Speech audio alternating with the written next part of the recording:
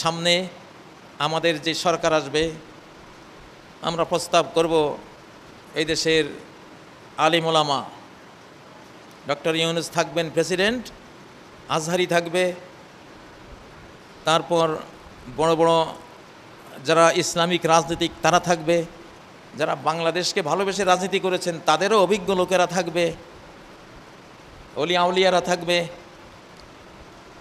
শেখ আহমদুল্লাহরা থাকবে, তারপরে আরও যারা আছেন আলিম ওলামা ইসলামিক নেতৃবৃন্দ থাকবে, মাস্টার শফিকুল ইসলাম সাহেব থাকবেন, তারপরে যারা আল্লাহর পক্ষ তারা থাকবেন, যারা জেনারেলদের মধ্যে ভালো উচ্চশিক্ষিত দেশপ্রেমিক ইসলামিক এবং বাংলা ভাষা প্রেমিক এরা থাকবে ইনশাআল্লাহ।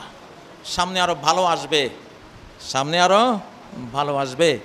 ভালো আসার জন্য একটু অপারেশন চালাতে হয়, সেই জন্য অপারেশনাল কয়েকটা দিন আমরা কাটালাম, অপারেশন সাকসেসফুল ইনশাআল্লাহ। বাংলাদেশ ঠিক আছে, আল্লাহ তাআলা সব কিছুকে ধুলিবালির মতো উড়িয়ে দিয়েছেন।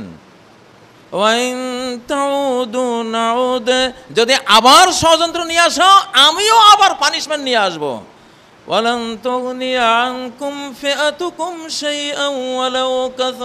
তোমাদের দল বল, এই তোমাদের এত এত এত এত তোমাদের ফ্যাসিবাদী দালাল আছে, ওখানে 1 কোটি 100 কোটি আছে, এটা সেটা আছে, কোনো কাজে আসবে না।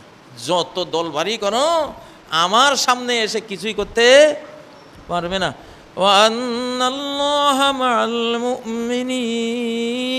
আর আল্লাহ সর্বদাই মুমিনের সঙ্গ দেবেন, বেঈমানদের কোনো সঙ্গ দেবেন না।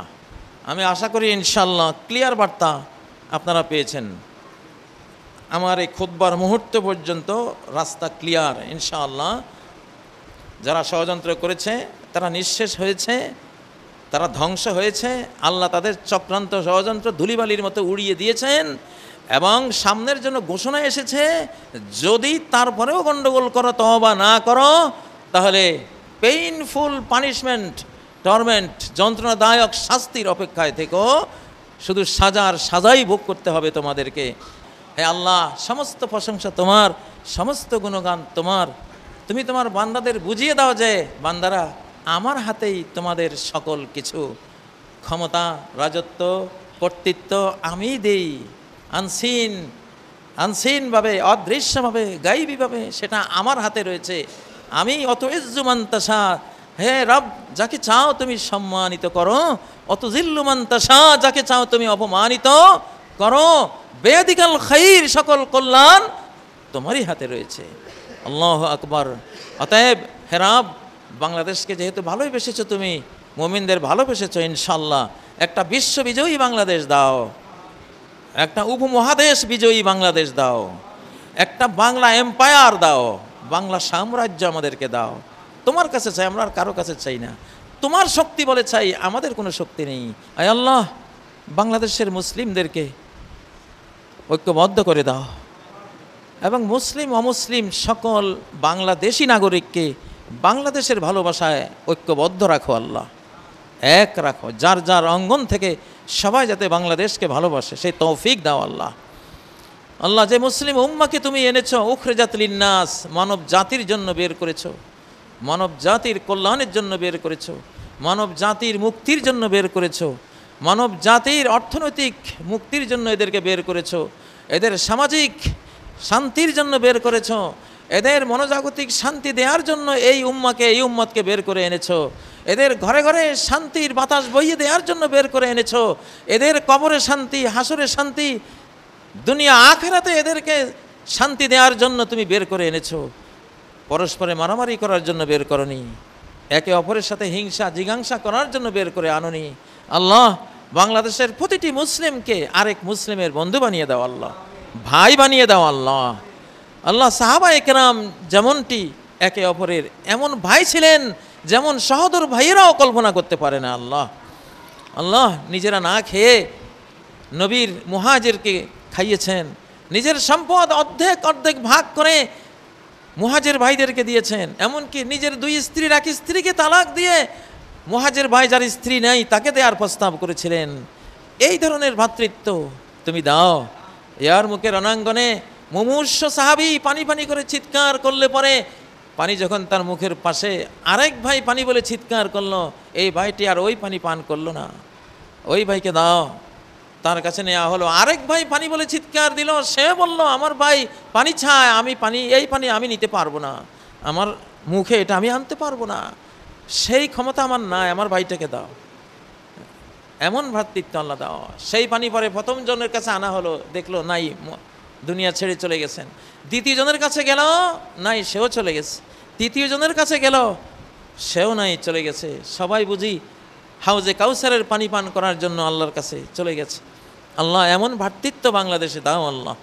আলিম ওলামাদের মধ্যে সীসা ঢালা প্রাচীরের মতো আল্লাহ ঐক্য করে দাও আল্লাহ। আলিম ওলামাদের পিছনে ধর্মপ্রাণ জনতাকে ঐক্যবদ্ধ করে দাও আল্লাহ। এটা ইসলামের শতাব্দী, খেলাফতের শতাব্দী, আলিম ওলামাদের শতাব্দী, আলিম ওলামাদের পিছনে মুসলিম জনগোষ্ঠীর ঐক্যবদ্ধ হওয়ার শতাব্দী। এই একতা দিয়ে 7 মহাদেশকে কিভাবে মুসলিম বানানো যায়, ইসলাম উপহার দেয়া যায়, দুনিয়া আখিরাতের শান্তির ধর্ম উপহার দেয়া যায়, সেই ভীষণ আমাদের হৃদয় জগতে আল্লাহ জাগিয়ে দাও আল্লাহ তাআলা। দুনিয়ার ক্ষুদ্র স্বার্থ চিন্তা যাতে আমরা না করি, আমাদের সে তৌফিক দাও আল্লাহ তাআলা। আমাদের মধ্যে যাদের যোগ্যতা নাই, আমাদেরকে যোগ্যতা দিয়ে দাও। যাদের আমানতদারি নাই, আমানতদার বানিয়ে দাও।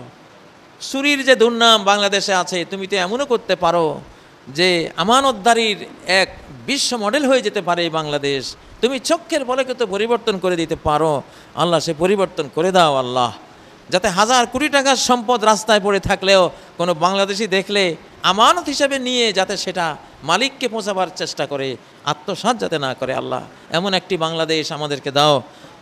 তুমি যেহেতু নিয়েছো বাংলাদেশকে তোমার স্নেহমায়ার কোলে আল্লাহ তাআলা, আমরা আশা করতেই পারি আল্লাহ ইন্নাকা গফুরুর রহিম, তুমি পরম ক্ষমাশীল, তুমি সীমাহীন দয়ালু। তোমার ক্ষমা ও দয়ার কাছে আমরা এগুলো কামনা করি, আমাদেরকে দান করো। গোটা মুসলিম জাহান, গোটা মুসলিম উম্মাকে এইসব ইসলামিক গুণে গুণান্বিত করে দাও আল্লাহ।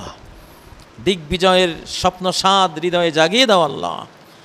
আয় আল্লাহ, বাংলাদেশকে কবুল করো, বাংলাদেশের সরকারকে তোমার কোরআন প্রতিষ্ঠার জন্য কবুল করো, কোরআনের আইন বিধান দেশে চালু করার জন্য কবুল করো আল্লাহ। আল্লাহ, আমরা আগামী 5-10 বছর কোনো নির্বাচন চাই না আল্লাহ, আমরা চাই 5-10 বছর সংস্কারে চলুক, আমাদের মনোজগতের সংস্কার, আমাদের সাংস্কৃতিক জগতের সংস্কার, আমাদের মনোজাগতিক সংস্কার, আধ্যাত্মিক সংস্কার, আমাদের অর্থনৈতিক সংস্কার, আমাদের পারিবারিক সংস্কার, আমাদের সংস্কারের তো অভাব নেই আল্লাহ তাআলা। 5-10 বছর লাগবে।